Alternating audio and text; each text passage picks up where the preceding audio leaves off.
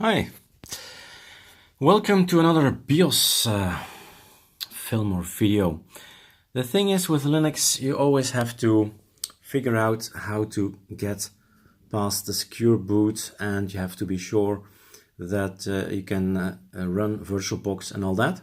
So we are looking at a laptop from MSI, and we're going to click on this button here, and then I believe it was delete. So if you want to choose the hard disks and USB, it's 11, and if you want to go into BIOS and setup and all that, it's this one, the delete button up here, that we need to press and keep pressing like a lunatic.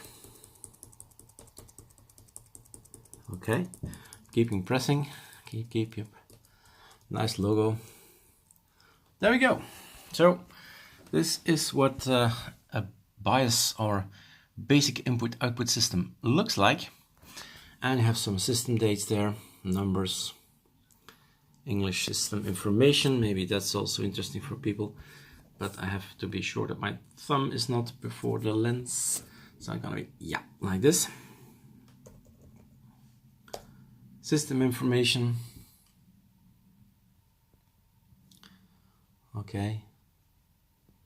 You just freeze the video. That's that. And then I want to go back, escape, I suppose. And with arrows, you down here, you see some tips how to move about your BIOS system.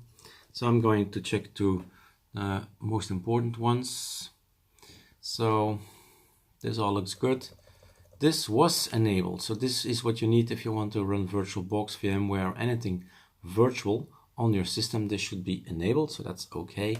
Did not do anything there. Then we have this secure boot thing you might have read about. So secure boot is disabled in my case here, and secure boot, you can enable or disable the thing. So enter is disabled, and standard, there is the option of standard and custom.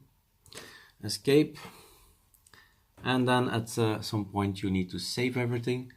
So boot mode select is maybe something interesting, legacy or UEFI. So these days is UEFI. And the boot order, you want to boot first from CD or something else. So you have this choice. You can choose what to boot from. Basically, it all looks good. I didn't change anything here. I just made sure that the VirtualBox was active and that secure boot was off. And then you go to the save changes and reset. So I moved at the top here.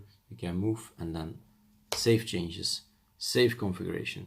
Yes, that concludes our little tutorial.